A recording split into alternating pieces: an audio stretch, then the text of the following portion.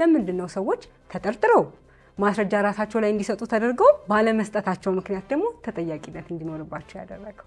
የትኛውም ህግ በተቻለ መጠን ከወጣበት ጊዜ ወደፊት ነው መስራት ያለበት። በተለይ የወንጀል ህግ ሲሆን ደግሞ ማለት ነው አስቀድሞ ጥንቃቄ ማድረግ ስላለበት ማለት ነው።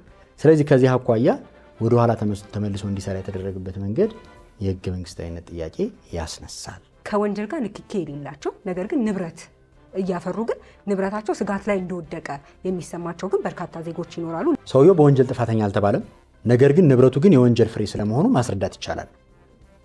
ለመሆኑ በምን ጉዳዮች ላይ ነው በወንጀል ጥፋተኛ ሳይባል አንድ ሰው ንብረቱ እንዲወረስ ለወንጀል ችሎታ ቤት የሚቀርበው? የወንጀል ኃላፊነትን ጥፋተኝነትን ክስ ያልቀረበበት ሰውን ተከትሎ የሚመጣ ክርክር ከሆነ ግን ምንም እንኳን በወንጀል ችሎቶች የሚታይ ቢሆንም ጉዳዩ ግን ፒውርሊ የፍትሐ ብሔር ነው ልንል ነው የምንችለው። ፎር ስትሮንገር ሪዝን አንድ ሰው ጥፋተኛ ከተባለ ንብረቱም የወንጀል ፍሬ የመሆኑ ጉዳይ የማያወላዳ ነው። አንድ ሰው ግን ነፃ ከወጣ በኋላ ለንብረቱ የተሻለ ማስረጃ አለኝ ማለት ፕራክቲካሊ እንዴት ነው የሚቻለው?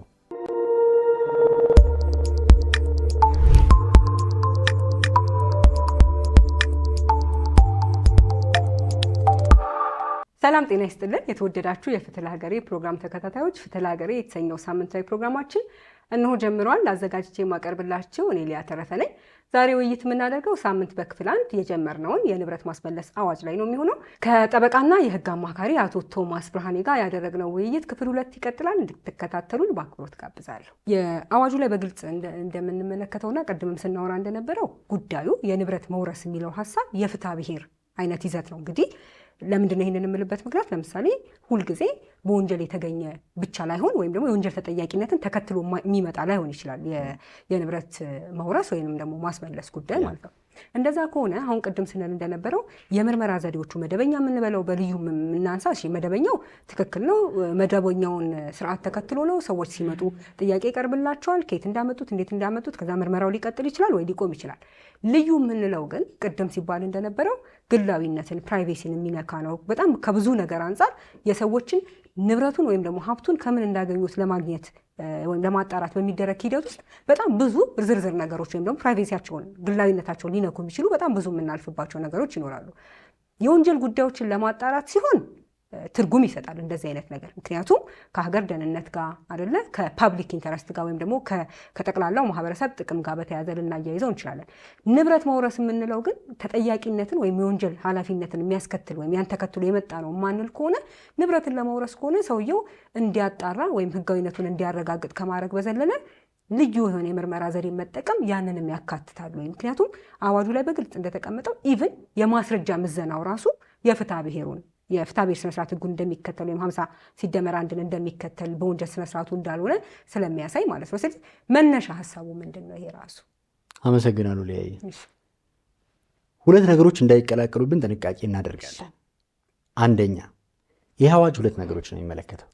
አንደኛ በቀጥታ ከወንጀል ጋር የተገናኙ ነው ስለመሆኑ እርግጠኝነት የተጣለባቸውን ጉዳዮች በዛን ጊዜ የክስ አቀራረቡ ሂደት የወንጀል ጥፋተኝነትን መሰረት አድርጎ ወይም የወንጀል ጥፋተኝነት በተለያየ ምክንያት ባይሰጥም እንኳን ድርጊቱ ግን ወይም ንብረቱ ግን ከወንጀል እንደተገኘ ምንም በማያወላዳ ሁኔታ መረጋገጥ የሚችልን ይሄንን ስንል አንድ ካታጎሪ ነው።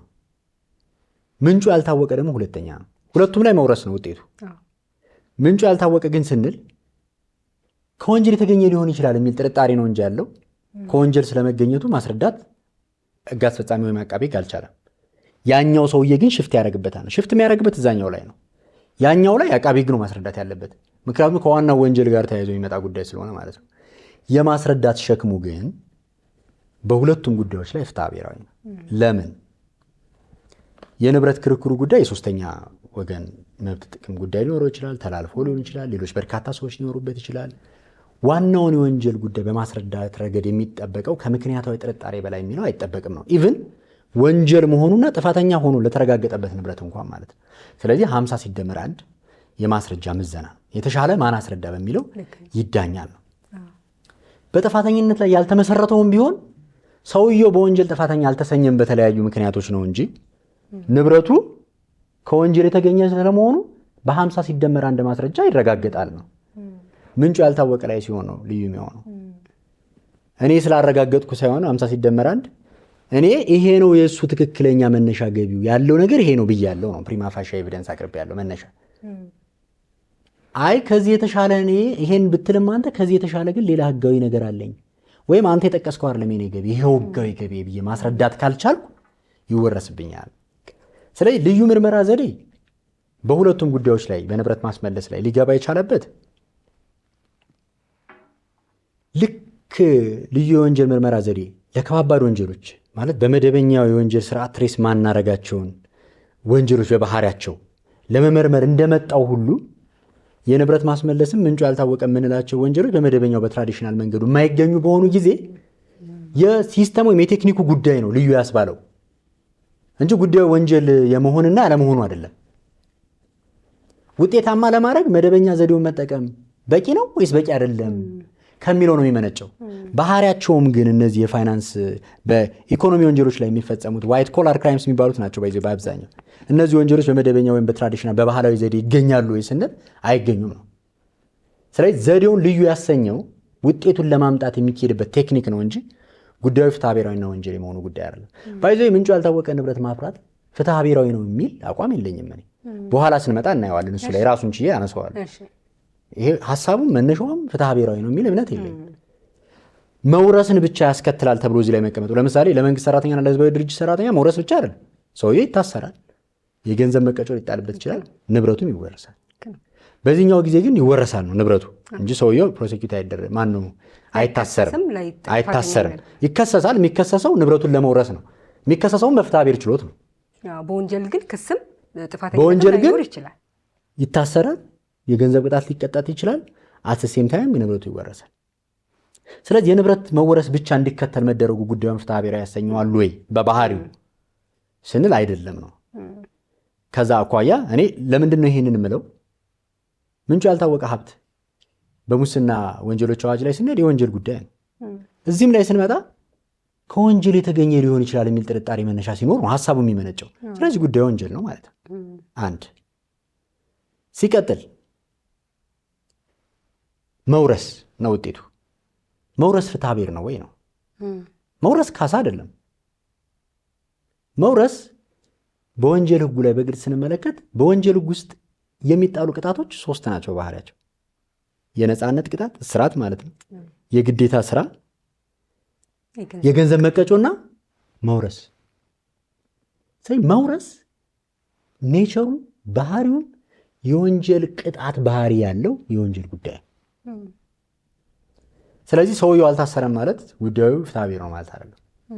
ስለዚህ ጉዳዩ በፍትሐ ብሔር የማስረጃ ምዘና በፍትሐ ብሔር ችሎት እንዲታይ የተደረገው የንብረት ጉዳይ ስለሆነ የንብረቱን ህጋዊነት ለማጣራት የሚቀርበው ማስረጃ በፍትሐ ብሔር ቢሆን የተሻለ ነው። ሲቀጥል ቢዮንድ ሪዝነብል ዳውት ወይም ከምክንያታዊ ጥርጣሬ በላይ እያንዳንዱ ነገር ማስረዳት ስለማይቻል እንደ ማንኛውም የንብረት ክርክር ይታይ ነው። ይሄ ባይዞ ቤዚካሊ ለአቃቤ ህግ ብቻ ሳይሆን ለዛኛውም ወገን ጥቅም የሚሰጥ ነው። ባይዘው ለምሳሌ ከወንጀል እንዳላገኘኸው ከምክንያታዊ ጥርጣሬ በላይ አስረዳ ብንለው በጣም ከባድ ነው። 50 ሲደመር 1 ግን ቢያስረዳ ፕሩቭ ሊያደርገው ይችላል ማለት ነው የተሻለ። ስለዚህ ሂደቱ ይሄ ምንጩ ያልታወቀን በተለይ ምንጩ ያልታወቀ ብቻ ነው ባይዞ በፍትሐ ብሔር ችሎት የሚታየው እንጂ በጥፋተኝነት ላይ የተመሰረተና በጥፋተኝነት ላይ ያልተመሰረተው የውርስ አቤቱታ በወንጀል ችሎት ነው የሚታዩት። ባህሪያቸውም ከወንጀል ድርጊት ጋር የተገናኘ በቀጥታ መሆኑ ጥያቄዎች ስለማይገባ ማለት ነው። ስለዚህ በሁለቱም ፍርድ ቤቶች ግን ጉዳዩ ግን በፍትሐ ብሔር ማስረጃ ምዘና ነው የሚታየው ጉዳዩ የንብረት ስለሆነ ማለት ነው። ስለዚህ ከዛ ፐርስፔክቲቭ ነው የምናየው እና ለያይተን ካላየናቸው የተደባለቀ እንዳይመስል ብዬ። አዎ ትክክል ነው። ግን ምናልባት እኔ ትንሽ የምንለየው የወንጀል ተጠያቂነትን ተከትሎ የሚመጣ የንብረት መውረስ ክርክር ሲሆን ትክክል ነው፣ የወንጀል ጉዳይ ነው ፒውርሊ ልንል እንችላለን። ምንም እንኳን በኋላ ከንብረት መውረስ ጋር የሚገናኝ ስለሆነ ስነ ስርዓት ህጉንም አፕላይ የምናደርገው ንብረት እንዴት ነው የሚወረሰው፣ ማስረጃው እንዴት ነው የሚመዘነው የሚለው የፍትሐ ብሔር ጉዳይ መሆኑ እንደተጠበቀ ሆኖ ማለት ነው። ነገር ግን የወንጀል ኃላፊነትን፣ ጥፋተኝነትን፣ ክስ ያልቀረበበት ሰውን ተከትሎ የሚመጣ ክርክር ከሆነ ግን ምንም እንኳን በወንጀል ችሎቶች የሚታይ ቢሆንም ጉዳዩ ግን ፒውርሊ የፍትሐ ብሔር ነው ልንል ነው የምንችለው። ምክንያቱም እንደዛ ከሆነ የወንጀል ጉዳይ ነው የምንል ከሆነ ይህ ሰውዬ ወንጀል የሰራ ስለመሆኑ ፕሩፍ የማረጋገጥ ኃላፊነት ሊኖርበት ነው ማለት ነው አይደለም? ወይም ደግሞ ኃላፊነቱ ወይም ደግሞ ይሄ ገንዘብ የተገኘው ከወንጀል ፍሬን ተከትሎ ነው የምንል ከሆነ ያንን ማስረዳት ሊጠበቅበት ነው ማለት ነው። ህጉ ግን እንደዛ አይልም አይደል? ላይክ ምንም እንኳን ማስረዳ ቢከብዶም ይላል እኮ አይደል? ቃል በቃል እንደዛ ላይክ ለማስረዳት ያልተቻለ እንደሆነ በምን እንደተገኘ ምንጩ ያልታወቀ ነው ለሱ ነው አይደለ ያወራነው ምንጩ ያልታወቀ ነው በሚመለከት ስለዚህ ፒውርሊ የወንጀል ጉዳዮች ነው ምንጩ ያልታወቀንም ብቻም ሳይሆን ስለ እንትኑ ምን ነን ኮንቪክሽን ቤዝድ ነው ምትይ ወንጀል ክስ ያልቀረበበት ወይም ጥፋተኛ ያልተባለን ሰውና ምንጩ ያልታወቀ ሀብት እንደውም እንደዛ አድርገን እንለየው ነው ግልጽ ኮንፊውዝ እንዳናደርግ ተመልካቾቻችንን ምንጩ ያልታወቀ ሀብት የሚታይበትና በወንጀል ክስ ያልቀረበበት ወይም በወንጀል ጥፋተኛ ያልተባለ ሰው ንብረቱ የሚወረስበት ሁለት አይነት የተለያዩ ነገር ምንድን ነው ልዩነታቸው? በጣም ጥሩ ሊያይ በጣም ማለት መሰረታዊ ነገሩን አስረድተን ካልሄድን ግርታ ሊፈጠር ይችላል። እንግዲህ ከወንጀል ጋር የተገናኙትን በተመለከተ በሁለት አይነት መንገድ ጥያቄ ይቀርባል። አንደኛ በጥፋተኝነት ላይ የተመሰረተ የውርስ አቤቱታ ሰውየው በወንጀል ጥፋተኛ ተብሏል፣ ስለዚህ ያገኘውን ንብረት ይወረስልኝ ጥፋተኛ ስለተባለ ብለን እናቀርባለን። እሱ ብዙም የሚያከራክር ወይም ደግሞ ጭቅጭቅ የሚፈጠር ነገር የለውም በባህሪው። ሁለተኛው ደግሞ ሰውየው በወንጀል ጥፋተኛ አልተባለም፣ ነገር ግን ንብረቱ ግን የወንጀል ፍሬ ስለመሆኑ ማስረዳት ይቻላል። ለመሆኑ በምን ጉዳዮች ላይ ነው በወንጀል ጥፋተኛ ሳይባል አንድ ሰው ንብረቱ እንዲወረስ ለወንጀል ችሎት አቤቱታ የሚቀርበው የሚለውን እሱን ስናይ ይገባናል፣ ምንጩ ካልታወቀ ከሚለው ዲፍረንሱ ማለት ነው። የመጀመሪያው ምንድን ነው? የተጠረጠረው ወይም የተከሰሰው ሰው ሲሞት፣ ሲያመልጥ፣ ሲጠፋ፣ ሳይታወቅ ሲቀር አበበ ወንጀል መፈጸሙ ምንም ጥያቄ የለውም፣ ተረጋግጧል። በርካታ ማስረጃዎች አሉ። ነገር ግን አበበ በህይወት የለም። በህይወት ከሌለ በወንጀለኛ መቅጫ ስነ ስርዓት ህጋችን መሰረት ጉዳዩ ይቋረጣል።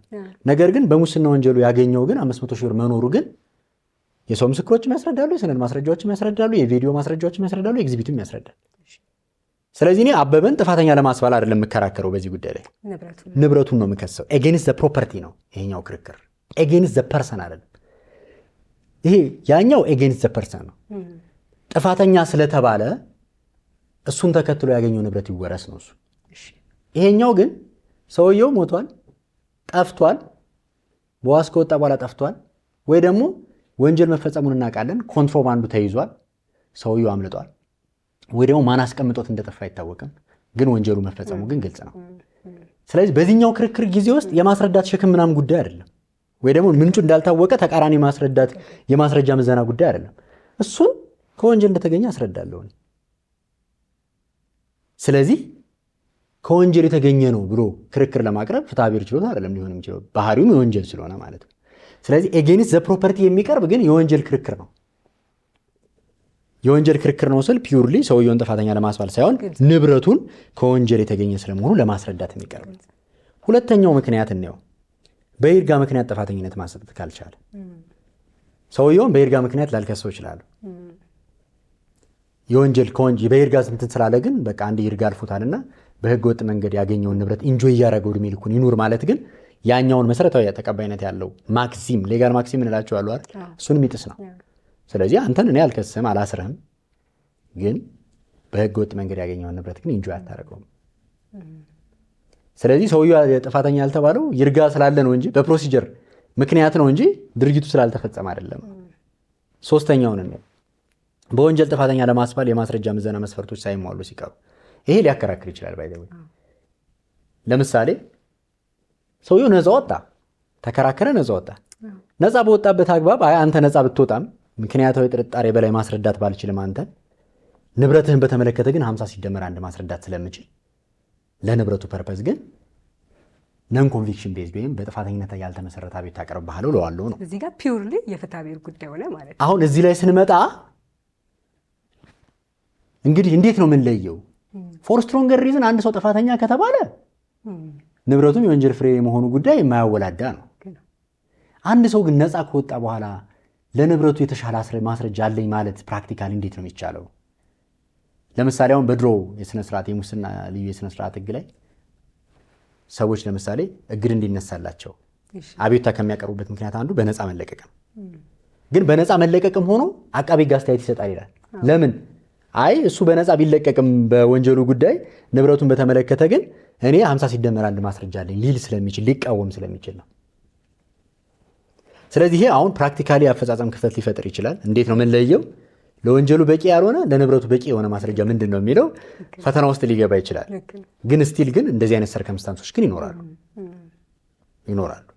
ፎር ስትሮንገር ሪዝን ነፃ የተባለ ሰው ግን ተቃራኒውን የማስረዳት እድሉ ሰፊ ይሆናል ፕራክቲካሊ ብዬ አስባለሁ። ልክ ነው። ምክንያቱም መነሻው ወንጀል የለም ስለሆነ ወይም ጥፋተኛ አይደለም ማለት ስለሆነ እንግዲህ ይሄንን በተለየ መንገድ ቴክኒካሊ ማስረዳት ይቻላል 50 ሲደመር 1 ለንብረቱ የሚባል ከሆነ ግን ህጉ ይፈቅዳል። ለኢንተርፕሬቴሽን ለአተገባበር እንዴት ይፈጸማል ችግር ሊፈጥር የሚችል አንቀጽ ግን ሊሆን ይችላል። አዎ ስለዚህ አሁን ምን ሊሆን ነው? ለምሳሌ ነፃ የተባለን ሰው እንደ አንድ ምሳሌ እንውሰድ። እሱ በጣም ምንም እንትን የማይል ነገር ስለሆነ ማለት ነው። የነፃ የተባለን ሰው የምናመጣ ከሆነ ፍርድ ቤት ነፃ እስካለው ድረስ አንድ ሰው በቃ ነፃ ነው፣ ወንጀል የለም ማለት ነው። ወይም ያ ሰውዬ ወንጀል አልሰራም ማለት ነው። ስለዚህ ሊሆን የሚችለው ክርክሩ ያንን ንብረት በምን እንዳገኘ የማስረዳት ኃላፊነቱ ሸክሙ የሱ ይሆንና እንደ ፍትሐ ብሔር ይከራከሩ። ያመጣሁት ከዚህ ነው፣ አይ ያመጣው ከየት እንደሆነ አይታወቅም ወደሚል ወደ ምንጩ ወዳልታወቀ ሀብት አይነት የሚመስል ክርክር ስለሚሆን ነው አይደል? የመደባለ ከዛኛው ጋር ዶሜኑ የመመሳሰል እድል ሊኖረው ነው ማለት ነው። እንግዲህ ወንጀል አልፈጸምኩም ተብሏል። እንግዲህ እዛ ላይ ኦቨርላፕ የማድረግ እድል ሊኖረው ይችላል ማለት ነው። ወንጀል አልፈጸመም ግን ማን ነው ወንጀል አልፈጸመም ሳይሆን ወንጀል ስለመፈጸሙ ከምክንያታዊ ጥርጣሬ በላይ ማስረዳት አልተቻለም። በአንዳች ሲንግል ወይም የስንጥር ታክል ጥርጣሬ ነፃ ወጥቷል። ንብረቱን ግን እንከራከራለን ነው 50 ሲደመር 1 ስንከራከር ምንድነው የሚሆነው? የተሻለ ማን አስረዳ? አንተ አስረዳ። ሁለቱም እንግዲህ የማስረዳት ጣጣ ውስጥ ሊገቡ ነው ማለት ነው። ስለዚህ ከዛኛው ጋር የመመሳሰል ባህሪ ይኖረዋል። ግን ስቲል ችሎቶቹ ግን ይለያያሉ፣ መነሻቸውም ይለያያል። እሱ ላይ ጥያቄ ይፈጥራል ያልኩሽ። ላተገባበር እንዴት አድርገን እንለየዋለን የሚለው ችግር ይፈጥራል ያልኩሽ ለዛ ነው። ሌሎቹን እንቀጥል። የተገኘው ማስረጃ ለወንጀሉ ሂደት ተቀባይነት የሌለው ሆኖ በመገኘቱ ተከሳሹ በነፃ ሲለቀቅ ቅድም ያልነው ማለት ነው። ቅድም ያነሳሁልሽ ለዚህ መንደርደሪያ እንዲሆን በህገ ወጥ መንገድ የተገኘ ማስረጃ ተቀባይነት የለውም። በዛ መንገድ የተገኘ ማስረጃ ተቀባይነት የለውም። ስለዚህ ተደብድቦ የተገኘ ሰው የሰጠው ቃል ተቀባይነት የለውም እንደምንለው ወይ ደግሞ አንድን ሰው ደብድበን አቢዩዝ አድርገን የምናገኘው ማስረጃ ተቀባይነት የለውም። የህገ መንግስታዊ መርህ ነው። ስለዚህ በዚህ ምክንያት በወንጀሉ ጉዳይ ነፃ ሊባል ይችላል። ኢናድሚሰብል ማስረጃ ቀርቧል ተብሎ ማለት ነው። ግን በዚህ ጊዜ ግን በንብረቱ ላይ አንከራከርም ማለት አይደለም ይላል። አሁን ይሄም ባይዞ ለአቢዩዝ ይገለጣል። ዋት ኢፍ የንብረት ምርመራው ማስረጃ የተገኘው በዚህ መንገድስ ቢሆን 50 ሲደመር 1 ነው የምንለው። ሰውየውን በቃ አትታሰርም ግን ንብረት ግን ይወረሳል ነው የምንለው።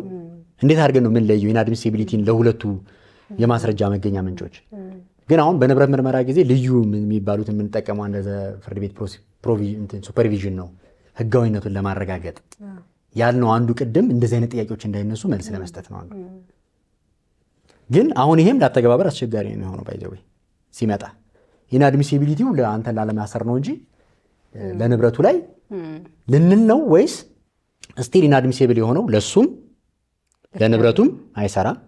ቤዚካሊ እንደዛ ነው መሆን ያለበት። በሌላ ማስረጃ ግን እሱን እከራከራለሁ ንብረቱን እከራከራለሁ የሚልና በዚህ መንገድ ማስረዳት ከተቻለ ይሄዳል ነው መሄድ ይችላል ሐሳቡ። ሌላው በምህረት ክሱ ሲቋረጥ እንግዲህ ምህረት በአንዳች ፖለቲካል ሪዝን፣ ማህበራዊ ኢኮኖሚያዊ ሪዝን በመንግስት የሚሰጥ ይቅርታ ማን ነው ምህረት ነው። ምህረት ስንል ያው ድርጊቱም እንዳልተፈጸመ ክሱም ምንም እንዳልነበረ ሪከርድም ኤቭሪቲንግ ምናምን እንዳልነበረ የሚሆንበት ነው። አሁን በዚህ ጊዜ ምህረቱ የተሰጠበት ዓላማ ሌላ ፖሊሲ ሪዝን ነው እንጂ ወንጀል ባለመፈጸሙ አይደለም። ስለዚህ በሱ ጊዜ ንብረቱን በተመለከተ እናቀርባለን ነው። የጥፋተኝነት ውሳኔ ከተሰጠበት ድርጊት ጋር በቀጥታም ሆነ በተዘዋዋሪ የሚገናኝ የሶስተኛ ወገን ንብረት ሲኖር እኔ በወንጀል የፈጸምኩት መኪና አለ። መኪናውን ግን ለሌላ ሰው ሽጬዋለሁ። ሶስተኛ ወገን አለው። ያ በውልና ማስረጃ ገዝቶታል መኪናውን። ሌላ የሚከራከርበት ብዙ መንገድ አለ።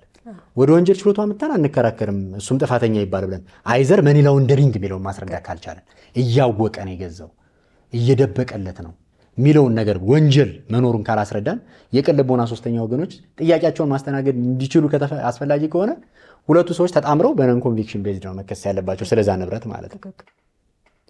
ምክንያቱም እጁ ላይ የለማ ንብረቱ ሶስተኛ ወገን እጅ ነው ያለው። ስለዚህ በዚህ ጊዜ ነን ኮንቪክሽን ቤዝድ ነው የሚሆነው ነው። ሌላው ተጠርጣሪው ያለመከሰስ መብት ያለው ሲሆን ያለመከሰስ መብቱ ሳይነሳ ቀርቶ ወይ ሳይከሰስ ከቀረ ድርጊቱ አለ ማስረዳት ይቻላል ያገኘውን ንብረት። በዚህ ጊዜም ተግባራዊ ይሆናል። ይቅርታ ሲሰጥ፣ ገደብ ሲሰጥ እነዚህ ነገሮች በሙሉ መቃወሚያ መሆን አይችሉም።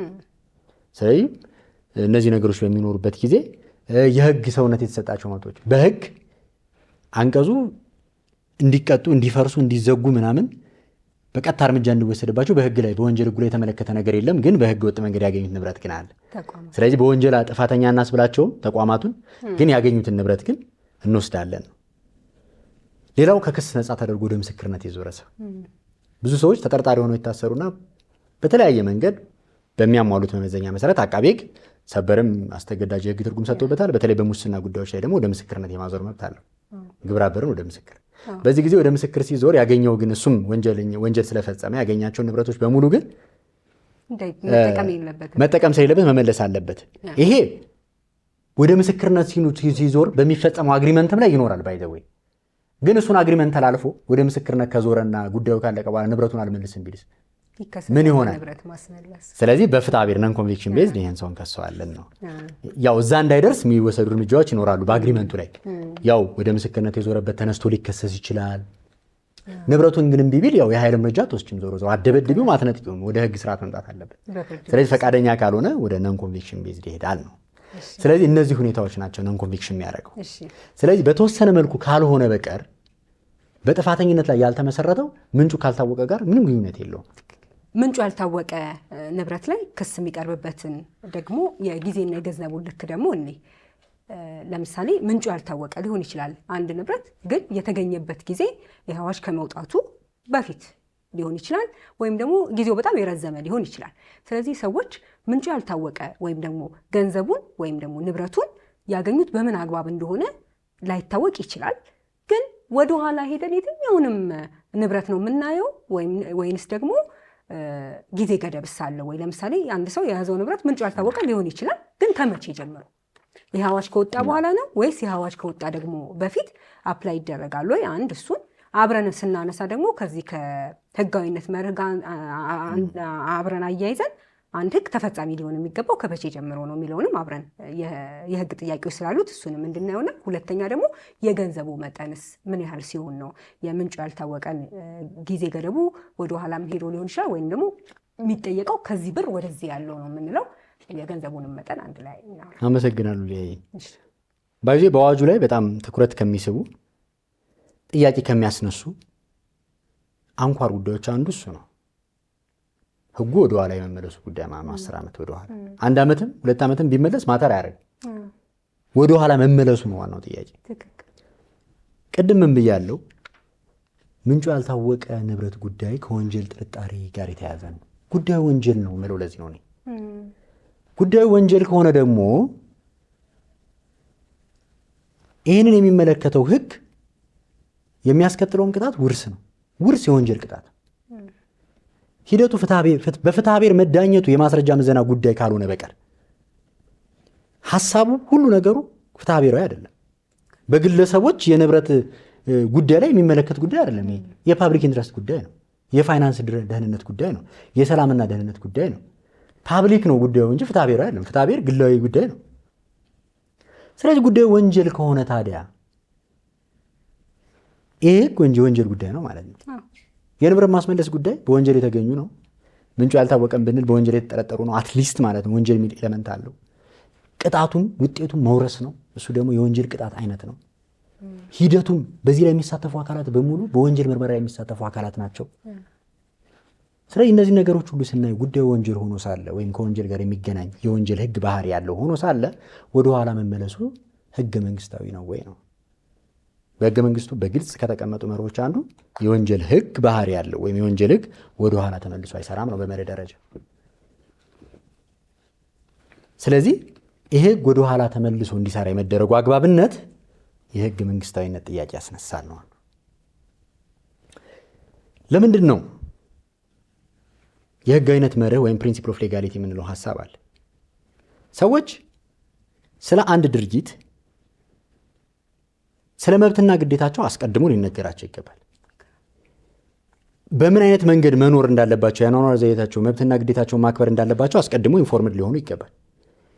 ኢንፎርም ተደርገው ወይ ደግሞ ማስጠንቀቂያ መስጠቱ በቂ ባልሆነ ጊዜ ደግሞ ቅጣት ይከተላችኋል የሚለውንም ስለ ቅጣቱ ስላለውም ጉዳይ አስቀድሞ ማስገንዘብ አለበት አንድ ህግ ከመፈጸሙ በፊት።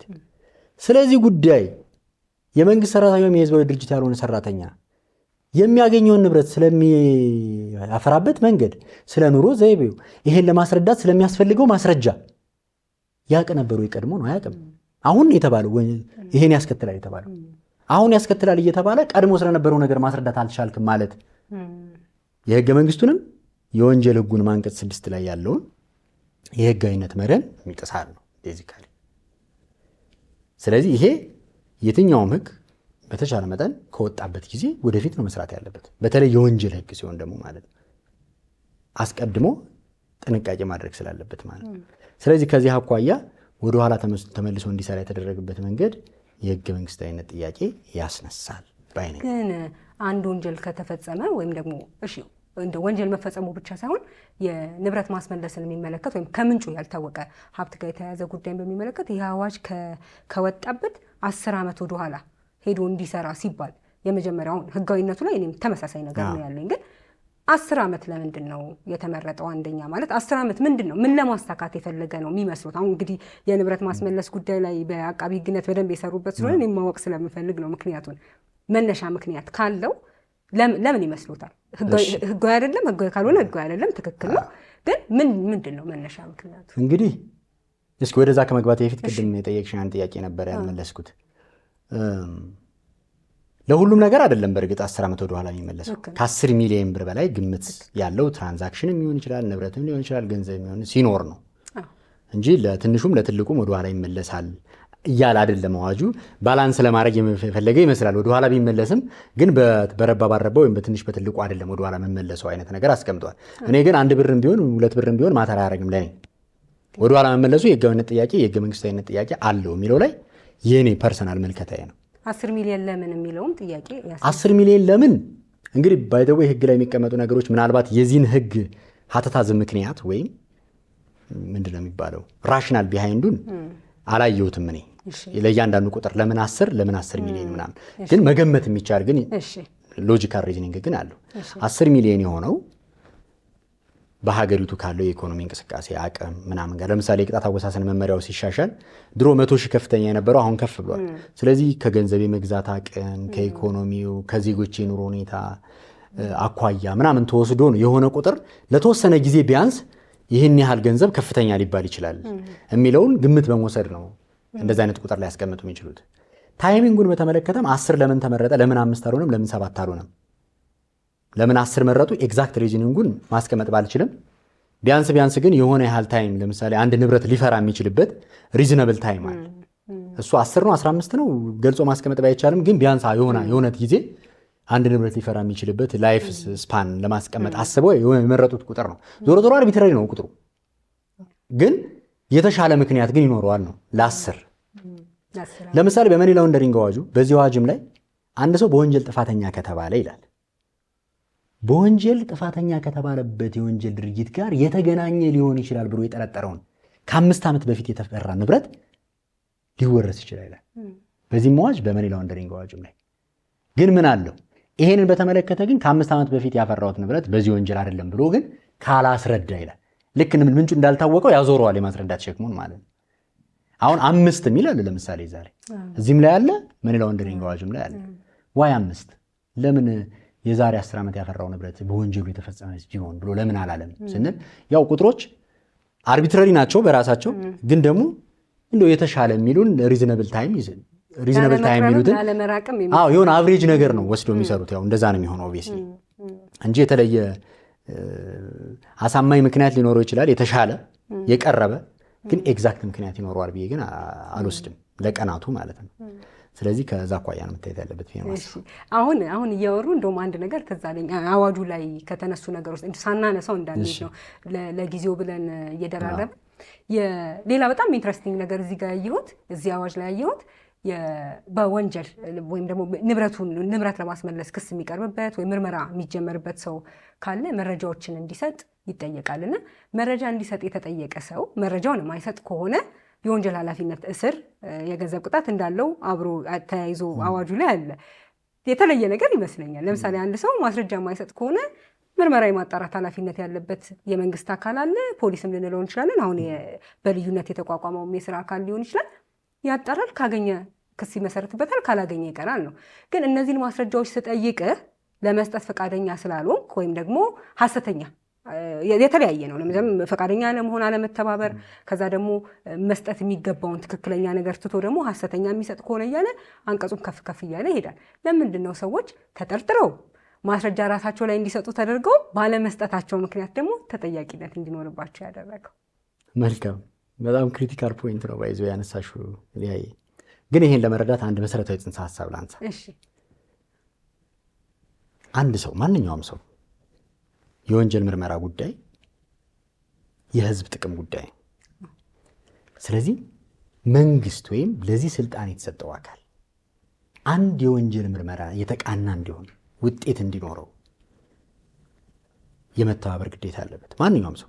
ይሄን አለማድረግ በወንጀል ህጉም የመተባበር ግዴታን መጣስ የወንጀል ኃላፊነት ያስከትላል። በሙስና ስነ ስርዓቱን በሙስና ወንጀሎች አዋጅን ብንሄድ የመተባበር ግዴታን መጣስ ምናምን የሚሉ የተለያዩ ወንጀል ቅጣት የሚያስከትሉ ድንጋጌዎች አሉ። ስለዚህ መተባበር ግዴታ ነው እንደ ኮንሴፕት ማለት ነው። ምክንያቱም የህዝብ ጥቅም ጉዳይ ነው። ስለዚህ ለፍትህ መተባበር ግዴታ ነው። በዚህኛውም ጉዳይ ላይ የተጠቀሙት እና የወሰዱት ይሄንን ሎጂክ ነው ብዬ የማስበው። ሲጀመር የወንጀሉ ጽንሰ ሐሳብ ራሱ የማስረዳት ሸክሙ በሰዎች ላይ ነው ያለው። ስለዚህ እንዲያስረዱ ይጋበዛሉ። መጋበዙ ሁለት ነገር ነው። አንደኛ የወንጀል ፍትህ ስርዓቱን የወንጀል ምርመራውን የማገዝ ነው። ለምሳሌ ተገቢው ማስረጃ ፊድ ቢያደርግ ምርመራው ብዙ ገንዘብና ጊዜ ጉልበት ሳይፈጅ ትክክል ከሆነ እዛው ላይ ይቆማል።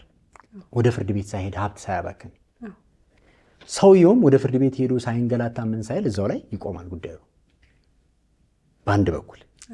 በሌላ በኩል ደግሞ ከሰውየው መብትና የወንጀል ፍትህ ስርዓቱን ከማገዝ አኳያ ያሉ ናቸው እነዚህ ሁለት ተነጻጻሪ ነገሮች ማለት ነው። ስለዚህ ሰውየው የማስረዳት ሸክም አለበት ሲባል ማስረዳት ስላልቻለ አይደለም በወንጀል ፕሮሲኪዩት የሚደረገው የሚቀጣው ና ተብሏል። ስለዚህ ጥሪውን አክብሮ መምጣት አለበት መተባበር ስላለበት ማለት ነው። ከዛ የመተባበር ግዴታ ነው የመነጨው። መጥቶ ግን ማስረዳት ላይ ይችላል። ካላስረዳ ንብረቱ ይወረሳል እንጂ አይታሰርም።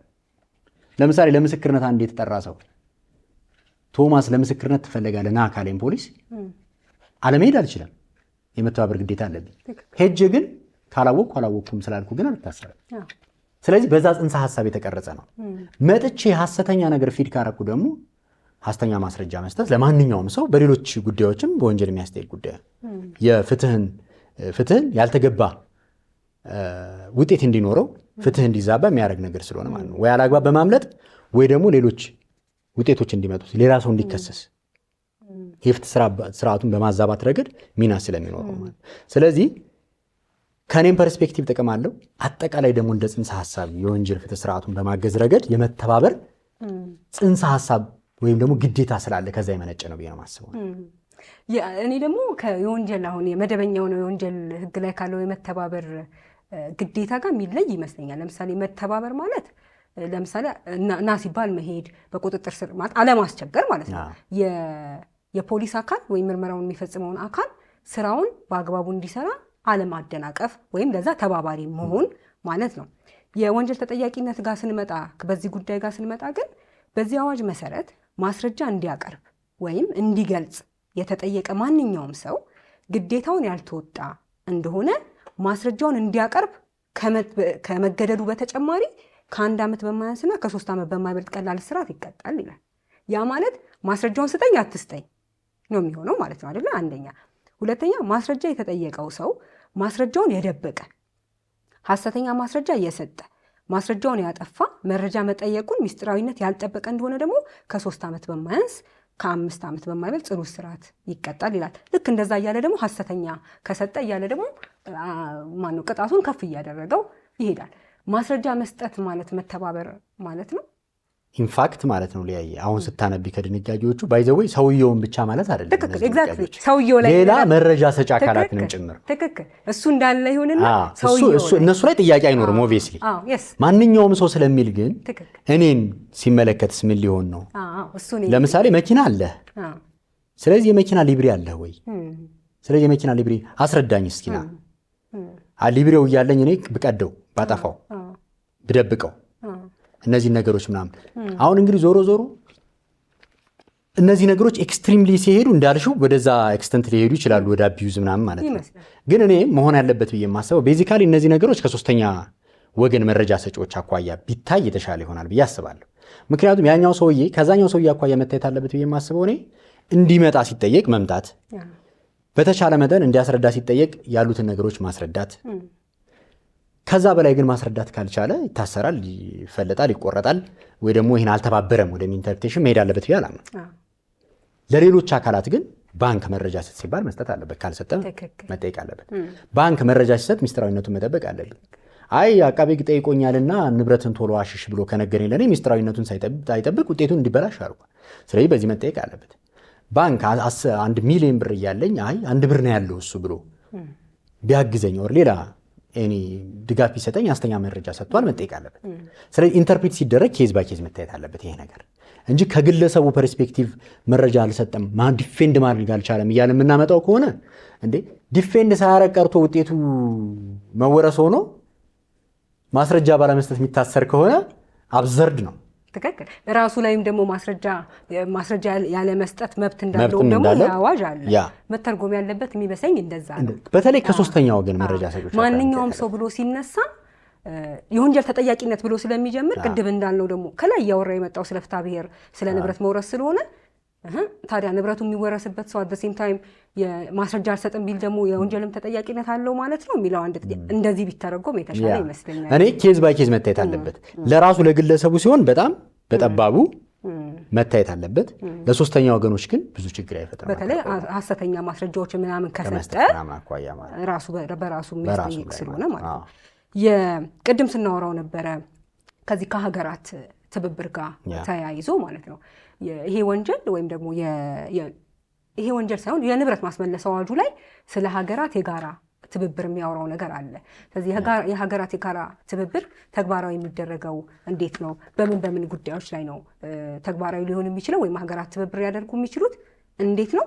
ከዛ በተጨማሪ ደግሞ ትብብር ሊያደርጉ የማይገደዱት ደግሞ ምን ነገሮች ሲሟሉ ነው የሚለውን ደግሞ እንግዲህ ይሄ ዓለም አቀፍ ትብብር ጉዳይ በዚህ አዋጅም ላይ በግልጽ ይህንን የሚገዛ ሰፊ ክፍል አለው። ዓለም አቀፍ ትብብር አስፈላጊ ነው፣ ቅድም እንዳልኩት ማለት ነው። ድንበር ተሻጋሪ ጉዳይ ስለሆነ ስለ ጥቃቅኑ በስርቆት ስለሚገኙ በትንንሽ ሙስና ወንጀሎች ስለሚገኙ ንብረቶች ብቻ አይደለም ይሄ ጉዳይ። በህገወጥ የሰዎች ዝውውር፣ በህገወጥ የእጽ ዝውውር፣ በህገወጥ የመሳሪያ ዝውውር፣ በመኒ ላውንደሪንግ እና በሌሎች በርካታ ድንበር ተሻጋሪ ጉዳዮች የሚፈጸሙ ጉዳዮችን የሚመለከት ነው ጉዳዩ ራሱ ማለት እንደው በዋናነት ከነዚህ ኮንሴፕቶች ነው የመነጨው ሀሳቡ ራሱ። ስለዚህ ዓለም አቀፍ ትብብር ይጠይቃል ማለት ነው። ስለዚህ እኔ ከዚህ የሰረኩትን ንብረት ወይም የወሰድኩትን ንብረት ዱባይ ላይ ቤት ስገነባበት የዱባይ መንግስት ወይም ዱባይ እንደ ሀገር እነዚህ ነገሮች ፊድ በማድረግ መረጃ በመስጠት በማስፈጸም በማገድ መረጃ በመሰብሰብ ምክንያቱም የሉዓላዊነት ጉዳይ አለ። ማንም ሀገር በሌላ ሰው ጉዳይ ላይ ገብቶ የወንጀል ምርመራ ሰራለሁ፣ አስመልሳለሁ፣ ነጥቃለሁ፣ አስራለሁ፣ ፈልጣለሁ አይደል። ስለዚህ ለግለሰቦች ለምሳሌ እንደ ኢንተርፖል ያሉ ዓለም አቀፍ ትብብሮች አሉ አይደል? ዓለም አቀፍ ፖሊስ ሰዎችን ለመያዝ የሚደረጉ ዓለም አቀፍ ትብብሮች ማለት ነው። ልክ እንደዛ ሁሉ የንብረት ማስመለስ ጉዳይም ዓለም አቀፍ ትብብር ይጠይቃል። ምን ሊሆን ይችላል? የሁለትዮሽ የጋራ ስምምነት ሊሆን ይችላል፣ የሶስትዮሽ ሊሆን ይችላል፣ ቀጠናዊ ሊሆን ይችላል፣ አህጉራዊ ሊሆን ይችላል፣ ዓለም አቀፍ ሊሆን ይችላል። ስለዚህ የንብረት ማስመለስ ጉዳይ ኦልሞስት አሁን በቃ በሁሉም ሀገራት ላይ ተቀባይነት ያለው ሁሉንም ሀገራት የሚመለከት ኢቭን ለማስፈጸም እንዲረዳ ራሱ ሁሉም ሀገራት ኢንተረስት ያላቸው ተቋማት ራሱ ቤዚክ አጀንዳቸው ያደርጉታል። ለምሳሌ እና IMF እና ወርልድ ባንክ የተለያዩ ጉዳዮች ማለት ነው። ዓለም አቀፍ ትብብር በምጠይቅባቸው ጉዳዮች በተቃራኒው የእነዚህን ነገሮች የማስፈጸምን ትንሽ ሚዛን ውስጥ ይገባል። ስለዚህ ሀገራት ትብብር እንዲያደርጉ ይጠበቃል። የሪስፕሮሲቲ ወይም በእንካ ለእንካ መርህ ላይ የተመሰረተ ሊሆን ይችላል፣ ወይ ደግሞ በዓለም አቀፍ ስምምነቶች የታጠረ ሊሆን ይችላል። ለምሳሌ የዩናይትድ ኔሽንስ ወይም ደግሞ የተባበሩት መንግስታት ድርጅት አባል ሀገራት እንዳጠቃላይ በሚጸድቁ ኮንቬንሽኖች መሰረት በተፈጸሙ አዋጆች ላይ በሙሉ ሁሉም ሀገራት ይተባበራሉ ማለት ነው። የመተባበር ግዴታ ኮንቬንሽኖቹ ላይ አለ በግልጽ ልክ ለዛ እንደዚህም ይሰራል ማለት ነው። ስለዚህ ሀሳቡ አለ። የኢትዮጵያ ሕግም ይሄኛውም ሕግ ቀድሞ የነበሩት ሕግጋትም ዓለም አቀፍ ትብብርን ያስቀምጣሉ። ስለዚህ የጋራ ትብብር የሕግ ድጋፍ ጥያቄዎች ምንን ያካትታሉ በንብረት ማስመለስ ላይ የሚሉትን ስናይ እንግዲህ ንብረትን በተመለከተ ከሰዎች ቃል ወይም ማስረጃ መጠየቅ ሊሆን ይችላል። በሌሎች ሀገራት ካሉ ኢትዮጵያውያን ሊሆን ይችላሉ፣ ኢትዮጵያውያኑ ዜጎች ሊሆኑ ይችላሉ። ሄዶ ማናገር ምናምን ማለት ነው። ሌላው የተያዙ ሰዎችን ምስክሮችን ማስረጃ እንዲሰጡ፣ ምርመራውን እንዲረዱ ለጠያቂው ሀገር የዳኝነት አካላት ጥያቄ ማቅረብ፣ ሰነዶችን ለሚመለከታቸው ሀገር እንዲደርሱ ለማድረግ የፍተሻ የመያዝ የማገድ እርምጃዎችን መውሰድ መረጃ ማስረጃን የግምት ጉዳዮችን እንዲሰጡ ማድረግ የባንክና ሌሎች ሰነዶችን የመስጠት ንብረትን የመለየት የማግኘት የንብረት መውረስን ማስፈጸምን ማስመለስን ሂደቶች እንዲሁም ሌሎች አግባብነት ያላቸው የትብብር ጥያቄዎችን ሁሉ ይመለከታል።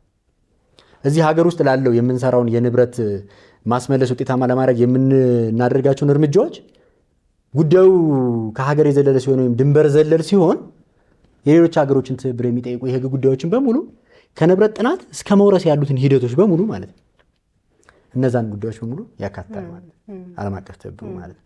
ስለዚህ በአጠቃላይ አዋጁ ዓለም አቀፍ ትብብርን በተመለከተ ማዕከላዊ ባለስልጣኑ ማን ነው? ለምሳሌ በዚህኛው ጉዳይ ፍትህ ሚኒስቴር ነው እንደ ሴንትራል ፎካል ፖይንት ሆኖ የሚሰራው ማለት ነው። ስለዚህ ማዕከላዊ ባለስልጣኑ ማን ነው? ማን ነው ፋሲሊቴት የሚያደርገው? ማን ነው ተጠሪ እንደ ሀገር ከሚለው ጀምሮ የትብብር ጥያቄዎችን አይነት፣ የሚቀርቡበትን አግባብ፣ ወጪው ስለሚሸፈንበት ሁኔታ፣ ጥያቄው ተቀባይነት ስለማያገኝበት ሁኔታ ወዘተረፈ በጣም ሰፋ ያለ የዓለም አቀፍ ትብብር ጥያቄዎች የሚገዛ ክፍል አለው። ከዛም በተጨማሪ ደግሞ ለምሳሌ ሁለት ሀገሮች እኩል ጥያቄ ቢያቀርቡ ለየትኛው ቅድሚያ ይሰጣል? ለምሳሌ መጀመሪያ ለሁለትዮሽ ግንኙነት፣ ከዛ በኋላ ዓለም አቀፍ፣ ከዛ ደግሞ እንካ ለእንካ ወይም ደግሞ አይ ቲንክ ሬሲፕሮሲቲ መቀባበል ነው። እኔም ይሄን አደርጋለሁ አንተ ደግሞ ይሄንን አድርግልኝ፣ እንደዛ አይነት ስቴፖች እንዳሉትም ይገልጻል። በዝርዝርም ደግሞ ሀገራት ለእነዚህ አይነት ጉዳዮች ትብብር ሊያደርጉ የማይችልበትን ለምሳሌ ሕጋቸው ላይ እነዚህ ጉዳዮች ያልተካተቱ እንደሆነ የሀገራቸውን ሉዓላዊነት የሚጋፋ እንደሆነ ያ ሰው ተቀጥቶ በዛ ሀገር ሕግ ተቀጥቶ የነበረ ከሆነ እያለ በዝርዝር አለ። ባለሙያዎች እነዚህን ጉዳዮች ደግሞ አንቀጹን በማየት ሊረዱት ይችላሉ። ምናልባት ከጊዜ ጋር ስለሆነ እየተሯሯጥን ያለ ነው መሰረታዊ 3 ነገሮችን እናንሳ። የመጀመሪያው ይሄ አዋጅ የታለመለትን ዓላማ እንዲያሳካ በመሰረታዊነት ምን ነገሮች መሟላት አለባቸው? ቅድም ዓላማው ይሄ ነው ብለን ስለነበረ፣ ሁለተኛ ነገር ደግሞ አሁን ከነበሩት በደንብ በዚህ ጉዳይ ላይ ከነበሩት ልምድ በመነሳት ደግሞ ምን አይነት እንቅፋቶችስ ሊያጋጥሙ ይችላሉ? ይህንን ህግ አፕላይ በማድረግ ረገድ ቅድም አንድ ስናነሳ የነበረው አቢዩስ ሊደረግ ይችላል፣ ያልተገባ አሰራር ሊጋለጥ ይችላል ስንለው ነበርና ምናልባት ያላነሳናቸው ነገሮች ካሉ አዋጁን ተፈጻሚ ለማድረግ ዓላማውን ግቡን እንዲመታ ከማድረግና ሊኖር የሚችለውን እንቅፋት ደግሞ አንድ ላይ አንስተን የምንሄድ ከሆነ መፍትሄውንም ማስቀመጥ ስለምንችል እሱ ላይም በጣም ጥሩ አሪፍ ጥያቄ ነው።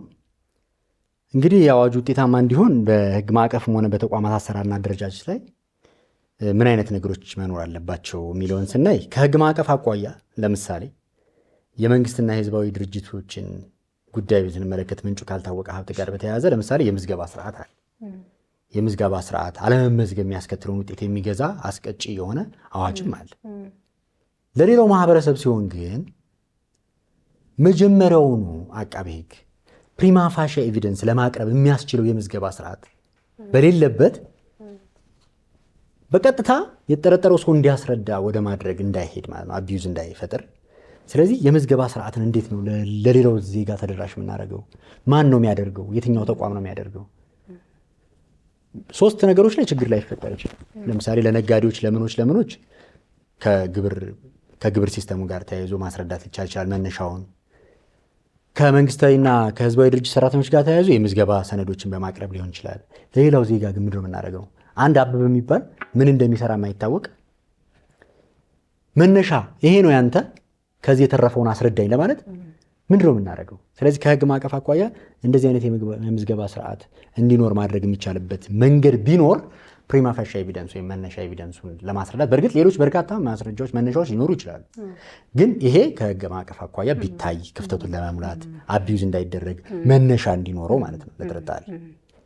ከአሰራርና አደረጃጀት ጋር በተያያዘ ነው ግን ዋናው ጉዳይ ማለት ነው። ከህግ ማዕቀፍ ጋር ሌሎች ክፍተት የሚፈጥሩ የኢንተርፕሬቴሽን ጉዳዮችን ቀጥዬ ያነሳቸዋለሁ።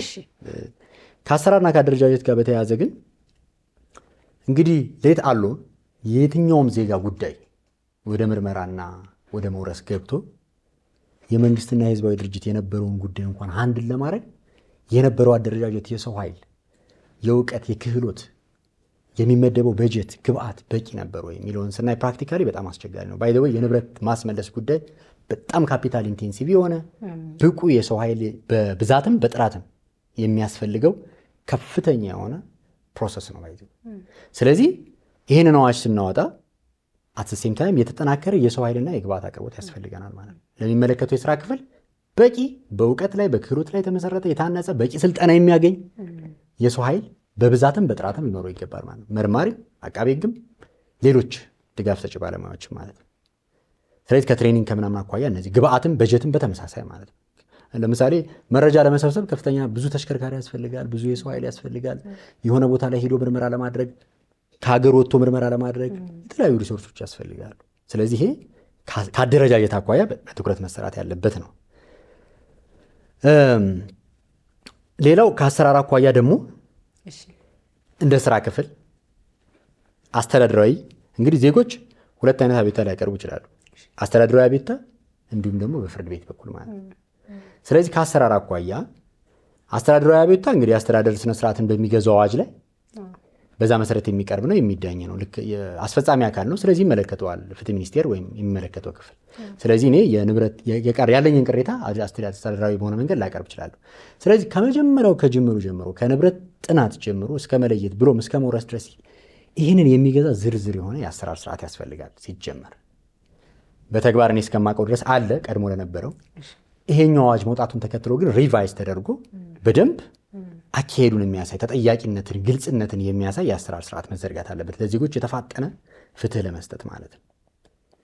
እስከ ላይ ድረስ ማለት ነው እንግዲህ አስተዳደራዊ አቤቱታው ከክፍሉ ጀምሮ እስከ ፍትህ ሚኒስትሯ ድረስ ሊሄድ ስለሚችል ማለት ነው። ይህን የሚገዛ ግልጽ የሆነ ስርዓት ቢኖር ከአሰራር አኳያ በፍርድ ቤትም በኩል ሲቀር ማለት ነው የንብረት መብት ጉዳይ እንደመሆኑ መጠን ልክ እንደመታሰር እንደ ሌሎችም ጉዳዮች ሴንሲቲቭ ትኩረት ሰጥቶ ለማየት የሚያስችል የሚመለከተው ለምሳሌ ችሎቱ ለምሳሌ በተግባር ያለው ችሎት አንድ ነው። ከንብረት ማገድ መያዝ ጋር ተያይዞ በቂ ነው ወይ ካለው ወርክሎድ አኳያ። ስለዚህ ሌላ የስራ ችሎት ከማደራጀት በቂ ዳኛ ከማሟላት ጋር ተያይዞ እስከ ይግባኝ ድረስ ከሰበር ድረስ ይህንን ጉዳይ የሚመለከት አደረጃጀት ያስፈልገዋል። አሰራርም በተመሳሳይ ማለት ነው ካስፈልገው የተለየ አሰራር ካስፈልገው ማለት ነው። ስለዚህ እነዚህ ነገሮች መግባት አላቸው። ሌላው ከመረጃ ሰጪ አካላት ጋር ተያይዞ ከዓለም አቀፍ ትብብር ጋር ተያይዞ ቅንጅታዊ አሰራርን ለማዳበር የሚያስችሉ የአሰራር ስርዓቶች መዘረጋት አለባቸው ውጤታማ እንዲሆን ማለት ነው። ዞሮ ዞሮ ከዚህኛው ፐርስፔክቲቭ ብቻ ሳይሆን አዋጁ ተፈጻሚነት ኖሮት ውጤታማ ሆኖ የሚፈለገውን ዓላማ የወንጀል ሕግ ግብ የሆነውን ወይም ደግሞ ሊመታ ያሰበውን የህዝብ ጥቅም የማስጠበቅ መብቱን ከውጤት እንዲያደርስ እነዚህ ነገሮች ያስፈልጉታል ብዬ ሪከመንድ አደርጋለሁ ማለት ነው። እሺ፣ ስለዚህ ከዚሁ ጋር አብረን አያይዘን የእንቅፋት ሊሆኑ የሚችሉ አፈጻጸሙ ላይ አሁን ያልነው ስርዓት ቢዘረጋ ተፈጻሚነቱን በደንብ ወይም ደግሞ ዓላማውን ግብ እንዲመታ ሊያደርግ የሚችል ነው። ግን ሊኖሩ ይችላሉ የምንላቸው እንቅፋቶች ካሉ ደግሞ እነሱንም በዛው አጠራጥር። እንግዲህ ሊኖሩ የሚችሉ እንቅፋቶች ቅድም ያልነው ከህግ ማዕቀፍ አኳያ ነው አንዱ። ከአሰራርና አደረጃጀት ካለመኖር ጋር ተያይዞ ወይም ከበቂነት የዛ ተቃራኒው ማለት ነው። ግን ከህግ ማዕቀፍ ጋር ተያይዞ ደግሞ ሊያጋጥሙ የሚችሉ በተለየ ከትርጉም ጋር ተያይዞ የሚነሱ ደግሞ ጉዳዮች አሉ። አንዳንዶቹን ለማንሳት ለምሳሌ ምንጩ ያልታወቀ ጋር ተያይዞ ቅድም ያነሳ ነው የ10 ዓመቱ ጉዳይ ለከፍተኛ ክርክር የህገ መንግስታዊ ጥያቄ እስከ ማስነሳት ድረስ ሊደርስ የሚችል የህገ መንግስታዊ ክርክር ሊያስነሳ የሚችል ነው ካፈጻጸም አኳያ። በእርግጥ ያው ውጤቱ መውረስ ብቻ ስለሆነ ፍትሐ ብሔራዊ ይዘትም ያለው ስለሆነ ወደኋላ ተመልሶ አይሰራም የሚለው ለዚህ አይሰራም ምናምን የሚሉ ተቃራኒ ክርክሮች ሊቀርቡ ይችላሉ። ፐርሰናል ምልከታዬን ያቀረብኩት ከዛ አኳያ እኔ ወንጀል ነው ብዬ ስለማስብ ማለት ነው። አንዱ እሱ ነው፣ ቅድም ስላነሳ ነው አልደግመውም። ሌላው በወንጀል በራሱ በዚህ አዋጁ ላይ ያሉ ደግሞ ቃላት እና ለእነሱ የተሰጣቸው ያተገባበር ጉዳዮችም ችግር ሊፈጥሩ ይችላሉ። ለምሳሌ ለወንጀል መፈጸሚያ የዋለ ንብረት ይወረሳል። እሱ ያፈራው ንብረት ከእሱ ጋር ተያይዞ የተፈሩ ሌሎች የኢኮኖሚ ጥቅሞች በሙሉ ይወረሳሉ። ለወንጀል መፈጸሚያ የዋለ ንብረት ለመሆኑ ምንድን ነው? ምን ድረስ የዋለ ነው? ምን ድረስ የዋለ ነው? ለምሳሌ ጉቦ ለመቀባበል የዋለ መኪና ይወረሳል ነው? የሆነ ወንጀል ለመፈጸም ኮንስፓየር ያደረጉበት ቤት ይወረሳል ነው ነው ወይስ ከባድ ስርቆት ለመፈጸም የዋለ ሲኖትራክ ጭኖ የሄደው ሲኖትራክ ወይም እንደ ኮንትራባንድ ያሉ ወንጀሎች የተፈጸሙባቸው መኪናዎች እንደዚህ የንግድ ዕቃዎችን አላግባብ ለማስተላለፍ የዋሉት ንብረቶች ይወረሳል? ምን ድረስ ነው? ይሄ በመኒ ላውንደሪንግ አዋጁም ላይ ያለ ባይዞ አዲስ ኮንሰፕት አይደለም፣ ግን እዛም ላይ የነበረኝ ጥያቄ ነው። ምን ድረስ ነው? ለምሳሌ ወደ ወንጀሉ ወደ ኮዱ ስንመጣ ከንብረት መወረስ ጋር ተያይዞ ያሉት ነገሮች ሁለት ናቸው። አንዱ ወድቆ የተገኘ ንብረት ሆኖ ባለቤቱ ላይ ማስታወቂያ ተለጥፎ ለሆነ ጊዜ የሚወረስ ገቢ የሚሆንበት ነው፣ ያው የሚወረስበት ማለት ነው። ሁለተኛው አደገኛ የሆኑ ንብረቶች ለህዝብ፣ ለሞራል፣ ለጤንነት፣ ለደህንነት ለምሳሌ አደንዛዥ ተይዞ መቼም አይመለስለትም ወይ ተሽጦ ጥቅም ላይ ማስወገድ ነው ወይ መውረስ ነው። በባህሪያቸው አደገኛ ሆነው እነዚህ ህገወጥ መሳሪያዎች ምናምኖች እነዚህ ይወረሳሉ፣ አይወገዱም፣ ለሚመለከተው ጥቅም ይውላሉ በህግ ስርዓት እናንተም ውስጥ ገብተው። ስለዚህ አደገኛ የሆኑትን ሌላ ጉዳት ሊያስከትሉ ይችላሉ የሚሉትን ነገሮች ይገቡኛል። አንዳንዶቹ ደግሞ በቀጥታ ወንጀሉ ለመፈጸም ደግሞ የግድ አስፈላጊ የሆኑ ንብረቶችም ደግሞ አሉ። ከባድ ስርቆት ለመፈጸም ከፍተኛ የሆነ ብረትና ምናምን ሲጫንበት የነበረውን ሲኖትራክ ለወንጀል መፈጸሚያነት ውሏል። እሱ ባይኖር ኖሮ ይህን ሁሉ ንብረት መዝረፍ አይቻልም፣ መስረቅ አይቻልም ነበር። ስለዚህ ከወንጀሉ ተፈጥሯዊ ባህሪና አፈጻጸም አኳያ ቀጥተኛ ግንኙነት ያላቸው የወንጀል መፈጸሚያ ንብረቶች በሚል ካልተረጎም ነው በኮንትራት ተከራይቶ የወሰደውን መኪና ጉቦ ሲቀባበልበት ከተገኘ ለወንጀል መፈጸሚያ ነው። ኦፍ ኮርስ ሸፍኗል፣ ከበር አድርጓል መኪና። እንደሱ እያደረግን ኢንተርፕሪት እናድርገው እያልን ከለጠጥ ነው በጣም አደገኛ የሆነ የህግ አፈጻጸም ክፍተት ሊፈጥር ይችላል። ፐርሰናል ምልከታ። ሌላው መቀላቀል ከወንጀል ፍሬው ጋር የተቀላቀለ ንብረት ይወረሳል ይላል። በመርህ ደረጃ መርህና ልዩ ሁኔታ አስቀምጧል። በመርህ ደረጃ እስከ ተቀላቀለው መጠን ፕሮፖርሽናሊ ተመጣጣኙ ነው የሚወረሰው። ይሄ ይገባኛል፣ ሎጂካል ነው ለኔ። ልዩ ሁኔታ ብሎ ግን ህጋዊ ንብረቱ ለህገወጥ ንብረቱ ለዋናው ለህጋዊ ንብረት አይነተኛ ሚና ካለው ወይም ህጋዊውን ላውንደር ለማድረግ ጥቅም ላይ ከዋለ ግን ሙሉ ለሙሉ ይወረሳል ይላል። ስለዚህ ወደ ተግባር ስንመጣ በየትኛው ሐሳብ ነው ይሄ? ቱ ዘ ኤክስተንት የሚለው ነው? ያኛውን ላውንደር ለማድረግ ነው? አይነተኛ ነው የሚለው እንዴት ነው የሚታየው? ከኢንተርፕሬቴሽን አኳያ ከዓለም አቀፍ ህጎች አኳያ ስናይ ባይዘው እነዚህ ልዩ ሁኔታዎች እኔ አላገኘኋቸውም። ለምሳሌ የተባበሩት መንግስታት የጸረ ሙስና ስምምነት ኡንካክን ስናየው ፕሮፖርሽናሊቲ ነው የሚያስቀምጠው እንጂ በተቀላቀለው ልክ እኔ መርሁን ይስማማኛል፣ ላተገባበርም አመቺ ነው። ልዩ ሁኔታውን ግን በጣም ከፍተኛ የሆነ የማስረዳት ጥያቄ ይፈጥራል እና አላግባብም ወደ ልዩ ሁኔታው እየተወሰደ ልዩ ሁኔታው መርህ እንዳይሆን ስጋት አለኝ ነው ከመቀላቀል ፐርስፔክቲቭ። ሌላው ምንጩ ያልታወቀ ንብረት ነው፣ ቅድም ያነሳ ነው ክርክር ማለት ነው። ከማስረጃ አቀራረብ አኳያ እንዴት ነው የምናቀርበው? ፕሪማ ፋሺ ኤቪደንስ ምንድን ነው? ምን ደረጃ ስንደርስ ነው የሚለው ወደኋላ ተመለሱ የመስራቱ ጉዳይ ከጉዳዩ አጀማመር አኳያ እነዚህ ነገሮች በሙሉ ቅድም የእኩልነት የምናምን ያነሳናቸው ነገሮች በሙሉ ሊኖሩ ይችላሉ የሚለው እነዚህ ነገሮች ይኖራሉ የሚል ስጋት አለኝ ማለት ነው። ስለዚህ እነዚህን ነው እንደ ዋና እንትን ያየኋቸው። በጣም ጥሩ ነው። እንደ መጨረሻ ምናልባት አሁን ይሄ የንብረት ማስመለስ አዋጅ ስጋት የሚፈጥርባቸው የማህበረሰብ ክፍሎች እንደሚኖሩ ግልጽ ነው። ዜጎች ንብረት የማፍራት መብትን የሚጋፋ የሚመስል ልክ እንደዛ እንደሆነ አይነት በማድረግ በጣም ብዙ ክሪቲክሶች ወይም ደግሞ በጣም ብዙ ትችቶች ሲቀርቡበት ነበረ። ስለዚህ አጠር እናድርገውና ለዜጎች ወይም ደግሞ ከዚህ ከወንጀል ጋር ንክኪ ያላቸውም ይሁኑ የሌላቸውም ሊሆን ይችላሉ። የወንጀል ጋር ንክኪ ያላቸው ሰዎች ወንጀል የፈጸመ ሰው በሙሉ መጠየቅ አለበት። ከተጠያቂነት የሚያመልጥ የለም። ነገር ግን ከወንጀል ጋር ንክኪ የሌላቸው ነገር ግን ንብረት እያፈሩ ግን ንብረታቸው ስጋት ላይ እንደወደቀ የሚሰማቸው ግን በርካታ ዜጎች ይኖራሉ። እነሱ ነው ፕሮቴክት ማድረግ ለእነሱ ነው ግንዛቤ መፍጠር ያለብን ብዬ ስለማስብ ምን ነገሮችን እንዲጠነቀቁ ወይንም ደግሞ ምን ነገሮችን እንዳያደርጉ ይመክራሉ? በጣም ጥሩ። የመጀመሪያው ህግን አለማወቅ ከተጠያቂነት የማያድን በመሆኑ ስለ ህጉ በቂ ግንዛቤ መውሰድ ነው። ስለ ህጉ በቂ ግንዛቤ እንዴት እንውሰድ? ህጎች በነጋሪት ጋዜጣ ነው ታትመው የሚወጡት። በነጋሪት ጋዜጣ ታትመው የሚወጡበት ምክንያት ሁሉም ሰው እንዲያነባቸው ነው፣ ገዝቶ እንዲያያቸው። ለህግ ባለሙያ ብቻ አይደለም የሚወጡት። ማንኛውም ዜጋ ምንድነው የተከለከለው፣ ምንድነው የተፈቀደው፣ ምን ሳደርግ ነው የምቀጣው፣ ምን ሳላደርግ ነው ነፃ የምሆነው የሚለውን ነገር ለማወቅ እነዚህ ነገሮች አዋጆቹን ገዝቶ በተለያየ መንገድ በሶፍት ኮፒም በምንም በፍትህ ሚኒስቴር ድረገጽም ላይ ያሉ በተለያዩ ጉዳዮች ሼር ይደረጋሉ። ትኩረት ከሰጠ ነው አለ የትኛውም ነገር አክሰስ ማድረግ ከባድ ላይሆን ይችላል። ያን ያህል ለሁሉም ሰው ነው እያልኩ አይደለም። ለሁሉም ሰው ኢንተርኔት ተደራሽ ነው የሚል ሀሳብ የለኝም። ሁሉም ሰው የአዋጆቹ ዋጋ አሁን ከፕሪንቲንግ ኮስት ጋር ተያይዞ ከፍ እያለ መጥቷል ስታዩ፣ የእሱን ዋጋ እንኳን ስታዩ። ስለዚህ ሁሉም ሰው በቀላሉ አፎርድ ያደርገዋል እያልኩ ሳይሆን አብዛኛው ማህበረሰብ ግን በዛ መንገድ ማግኘት ይችላል። ሁለተኛው ምንድነው? ሚዲያዎችን መጠቀም። ሊያ ያዘጋጀችው ፕሮግራም ዋና ሀሳቡ ንቃተ ህግ ለመፍጠር ነው።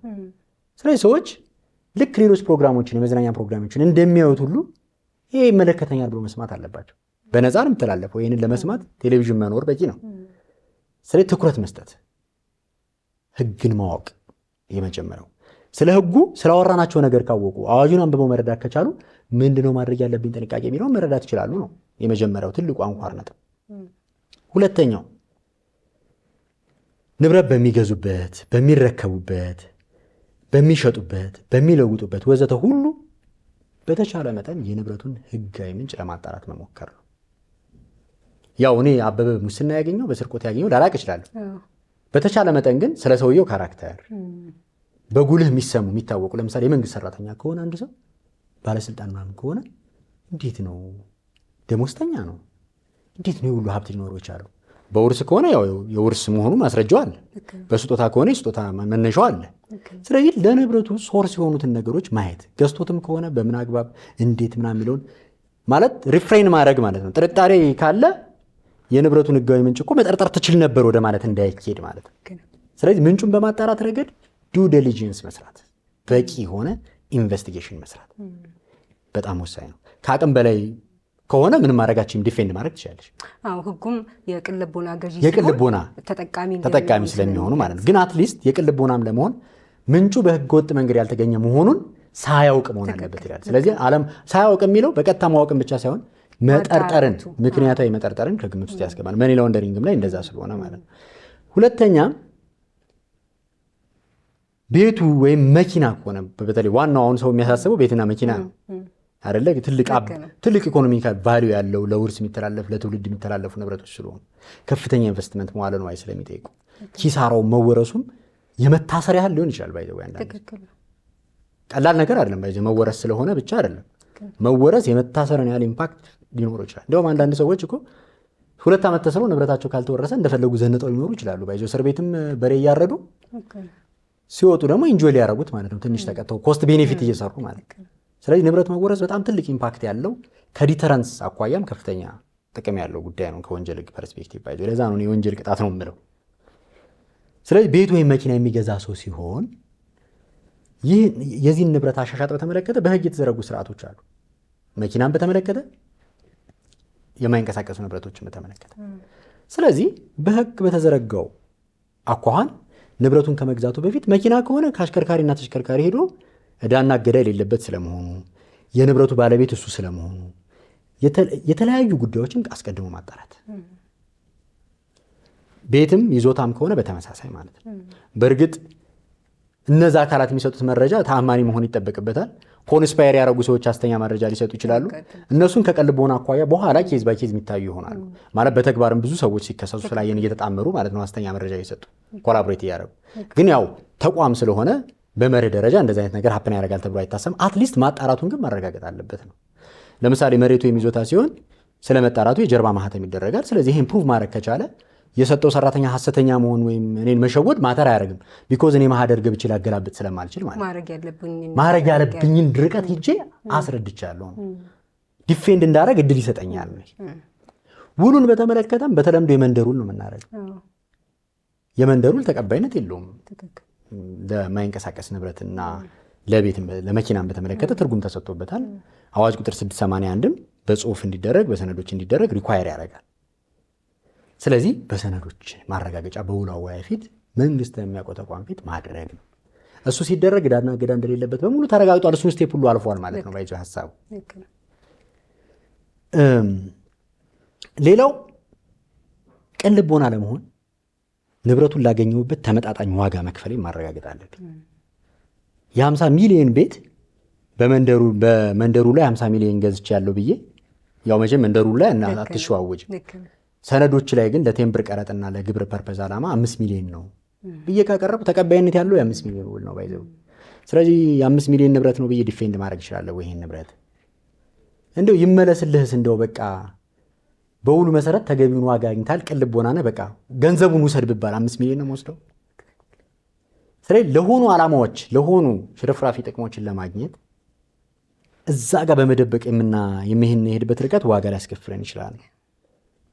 ስለዚህ አንዱን ስናደርግ ሌላ ሊከተል የሚችለውን ነገር ኪዩሪየስ መሆን ያስፈልጋል። ስለዚህ ተገቢ ዋጋ መክፈል አንዱ ቅን ልቦና ለመስረዳት መሰረታዊ ነገር ነው። ስለዚህ በዚህ ረገድ እነዚህን ነገሮች ጥንቃቄ ማድረግ ያስፈልጋል ማለት ነው። ግብይት ሲሆንስ ለምሳሌ ብዙ ሰዎች በተግባር ይመጣሉ። በአካውንታቸው ትራንስፈር ተደርጎላቸዋል። ለምንድን ነው ሲባሉ እቃ ሽጬለት ነው ይላሉ። እቃ የመሸጥ ውል ግን በመካከላቸው የለም። ወይም እንግዲህ ለሁሉም ነገር ነሰር የጽሁፍ ውል ላይደረግ ይችላል። ብድር ነው ይላሉ። ለምሳሌ አሁን የብድር ማስረጃ ግልጽ ነው። ፍትሐ ብሔር ሕጉ ላይ ሄደን በእርግጥ በእነሱ መካከል መተማመን ሲኖር ወይ ፍርድ ቤት ቀርቦ በሚደረግ እምነት ሊረጋገጥ ይችላል። ግን ቤዚካሊ ከ500 ብር በላይ ያለ የብድር ስምምነት በጽሁፍ መሆን አለበት። ስለዚህ ብድር ሲሆን ምን አይነት ማስረጃ ነው ሊኖር የሚገባው? ነው ኪዩሪየስ መሆን አለብኝ። ብድር ነው ካልኩ ብድሩን ማስረዳት ይጠበቅብኛል። ግብይት ነው ካልኩ ግብይቱን የሚያስረዳ ውል ያስፈልገኛል። እንደ ውልም ባይኖር ደረሰኝ ያስፈልገኛል። ስለዚህ ደረሰኙም ይሄ ቫትና የሆነ ነገሩን ሽርፍራፊውን ለማስቀረት በደረሰኝ ነው ባለደረሰኝ ነው እያለ ሰው ይገበያያል። ከዛ በኋላ አሬ እኔ በትክክል ነው የገዛሁት ገንዘቤን አውጥቼ ከዚህ ነው ያመጣሁት፣ በምንድን ነው ማስረዳው? የደረሰኝ ማስረጃዎች ያስፈልጋል። ስለዚህ ህግን ማወቅ ስንል ንብረትም እነዚህ ነገሮች በሙሉ ዱ ዲሊጀንስ ሰርቶ በዚህ መንገድ ፋይሉን አደራጅቶ የሚኖር ሰው የኑሮ ደረጃውንም በተመለከተ ተመሳሳይ ባይደው ውርስ አግኝቻለሁ የሚል ሰው የፍርድ ቤት ውሳኔዎችን በውርስ ያገኘው ስለመሆኑ የሚያስረዳ፣ ስጦታ ነው ካለ በስጦታ ውል ያገኘው ስለመሆኑ፣ በአደራ የተረከበው ከሆነ የአደራ ውሉን በአደራ የተረከበበት መሆኑ፣ ለመሸሸግ ለመደበቅ አለመሆኑን፣ እያሸሻ አለመሆኑን፣ በሌላ ሰው ስም ለማድረግ አስበው አለመሆኑን የሚያስረዱ ህጋዊነትን ያሟሉ ነገሮች በሙሉ እነዚህ ነገሮች ማድረግ ይጠበቅበታል ማለት ነው። ስለዚህ እነዚህ ነገሮች ያደረገ ሰው እነዚህ ነገሮች ያሉት ሰው ሲጠየቅ ማስረዳት ይችላል ማለት ነው። ካስረዳ ደግሞ የሚወረስበት ምክንያት የለም ማለት ነው። ከጅምሩም ይቀራል። ፍርድ ቤት እንኳን ዘሎ ቢሄድ ነፃ ያወጣል ማለት ነው። ንብረቱ አይወረስም ማለት ነው። ይሄንን ነው እኔ እነዚህ ነገሮች በሙሉ ይህን የመሰለ ትልቅ ጥልቅ የሆነ ተጠያቂነትና ሪኳየርመንት ያለው ህግ ድንገት ዛሬ ወጥቶ እነዚህ ነገሮች ማድረግ ነበረብህ ሲባል አንድ ሰው ወደኋላ ተመልሶ እንዴት ነው የሚሆነው?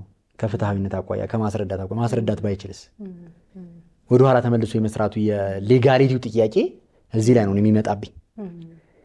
እነዚህ ነገሮች ማድረግ ከተቻለ ግን ተገቢውን ጥንቃቄ ማድረግ ይቻላል የሚል ሀሳብ አለኝ። በጣም አመሰግናለሁ። በጣም ጥሩ መልእክት ነው ያስተላለፉልን። አሁን በጣም ጥሩ ውይይት ነበር ያደረግነው።